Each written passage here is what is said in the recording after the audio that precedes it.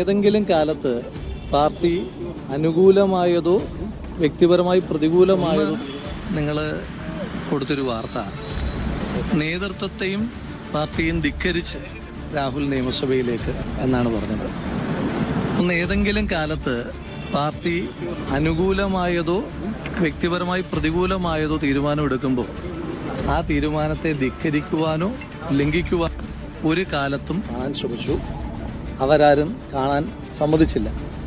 ആ വിഷയത്തിലും എനിക്ക് പറയാനായിട്ടുള്ളത്, ഒരു സസ്പെൻഷൻ കാലാവധിയിൽ ഉള്ള ഒരു പ്രവർത്തകൻ എങ്ങനെയൊക്കെയാണ് പെരുമാറേണ്ടത് എന്നൊരു ബോധ്യം ഈ പാർട്ടിയുടെ നിരവധി കാലമായിട്ടുള്ളൊരു പ്രവർത്തന നിലയിൽ എനിക്കുണ്ട്. അപ്പോൾ അതുകൊണ്ട് ആരും ഒരു നേതാവ് സമ്മതിച്ചില്ല. ആ വിഷയത്തിലും എനിക്ക് പറയാനായിട്ടുള്ളത്, ഒരു സസ്പെൻഷൻ കാലാവധിയിൽ ഉള്ള ഒരു പ്രവർത്തകൻ എങ്ങനെയൊക്കെയാണ് പെരുമാറേണ്ടതെന്നുള്ളൊരു ബോധ്യം ഈ പാർട്ടിയുടെ നിരവധി കാലമായിട്ടുള്ളൊരു പ്രവർത്തന നിലയിൽ എനിക്കുണ്ട്. അപ്പോൾ അതുകൊണ്ട് ഞാൻ ഒരു നേതാവിനെ കാണാൻ ശ്രമിച്ചിട്ടില്ല. കാരണം സസ്പെൻഷൻ പീരീഡിന് ചില മാനദണ്ഡങ്ങളുണ്ട്. വ്യക്തിപരമായി കാണാൻ ശ്രമിച്ചിട്ടില്ല, ആരെയും കണ്ടിട്ടില്ല, ആരും അനുവാദം അതുകൊണ്ട് തന്നെ നിഷേധിച്ചിട്ടുമില്ല. പിന്നെ മറ്റൊരു കാര്യം എനിക്ക് സൂചിപ്പിക്കാനായിട്ടുള്ളത്, ഇപ്പോൾ ഈ ആരോപണങ്ങളൊക്കെ ഉണ്ടായി, ചില മാധ്യമങ്ങൾക്ക് ഞാൻ മൗനത്തിലാണെന്നൊക്കെ വാർത്ത കൊടുക്കുന്നുണ്ട്. ഈ ആരോപണം വന്ന് തൊട്ടടുത്ത ദിവസം തന്നെ വളരെ വിശദമായ മാധ്യമ സമ്മേളനം നടത്തിയ ആളാണ് ഞാൻ. സാങ്കേതികത്വത്തിലേക്കൊന്നും ഞാൻ കിടക്കുന്നില്ല ഇപ്പോൾ. പക്ഷേ നിങ്ങൾക്കൊരു കാര്യം ഉറപ്പുള്ളത്, ഈ ഇടതുപക്ഷ സർക്കാരിനെതിരെ ആദ്യമായി സമരം ചെയ്തപ്പോൾ 18ാമത്തെ വയസ്സ് ജയിലിൽ പോയ ആളാണ് ഞാൻ. പക്ഷേ ഏറ്റവും കൂടുതൽ കാലം ജയിലിൽ പോയത് പിണറായി വിജയൻ സർക്കാരിൻ്റെ കാലത്താണ്. അപ്പോൾ ആ അന്വേഷണത്തിൽ നിങ്ങൾക്ക് ഒന്നുറപ്പിക്കാം, എനിക്ക് യാതൊരു വിധമായ ആനുകൂല്യം കിട്ടുന്ന അന്വേഷണമല്ല. മാത്രമല്ല, എനിക്കെതിരായി എന്തെങ്കിലും ഉണ്ടെങ്കിൽ എന്നെ കൊന്നു തിന്നാൻ നിൽക്കുന്ന ഒരു സർക്കാരിന് ഏറ്റവും വിശ്വാസമുള്ള അന്വേഷണ ഏജൻസിയാണ്. ആ സർക്കാരിന് ഏറ്റവും വിശ്വാസമുള്ള ഒരു അന്വേഷണ ഏജൻസിയാണ് അന്വേഷണം നടത്തുന്നത്.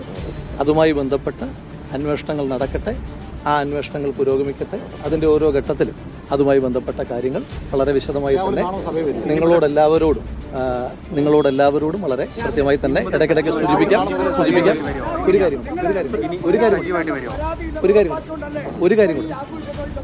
കാര്യം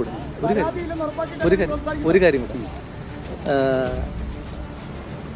ഈ ഞാനൊരു കോൺഗ്രസിൻ്റെ പ്രവർത്തകനായി ഇപ്പോഴും സസ്പെൻഷനിലാണെങ്കിലും കോൺഗ്രസിൻ്റെ പ്രവർത്തകനെന്ന് സാങ്കേതികമായി പറയാൻ കഴിയില്ല എങ്കിലും മരണം വരെ കോൺഗ്രസ് പ്രവർത്തകനായി കഴിയുന്ന ഒരാളാണ്.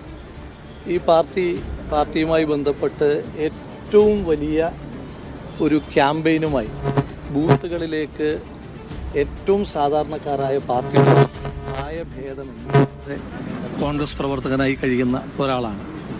ഈ പാർട്ടിയുമായി ബന്ധപ്പെട്ട് ഏറ്റവും വലിയ ഒരു ക്യാമ്പയിനുമായി ബൂത്തുകളിലേക്ക് ഏറ്റവും സാധാരണക്കാരായ പാർട്ടി പ്രവർത്തകർ, പ്രായഭേദമന്യേ ചെറുപ്പക്കാർ തൊട്ട് നന്നായി നടക്കാൻ ആരോഗ്യമില്ലാത്ത മനുഷ്യന്മാർ വരെ ബൂത്തിൽ കയറുന്ന സമയമാണ്. ആ സമയത്ത് ഓരോരുത്തരും ബൂത്ത് ക്യാമ്പയിൻ നടത്തുന്നു, പോസ്റ്റർ ഒട്ടിക്കുന്നു, ചുവരെഴുതുന്നു. അതുപോലെ തന്നെ സമരങ്ങൾ, ഏറ്റവും ശക്തമായ സമരങ്ങൾ. ഇന്ന് പോലും KSUവിൻ്റെ DG ഓഫീസിലേക്കുള്ള മാർച്ച് നടക്കുന്നു. യൂത്ത് കോൺഗ്രസിൻ്റെ വിവിധങ്ങളായ സമരങ്ങൾ നടക്കുന്നു. സമര നേതാക്കന്മാരെ മുഖംമൂടി അണിഞ്ഞുകൊണ്ട് പോലീസ് കൊണ്ടുപോകുന്ന കാഴ്ചകൾ നമ്മൾ കാണുന്നു. ക്രൂരമായ കസ്റ്റഡി മർദ്ദനങ്ങൾ ഉണ്ടാകുന്നു.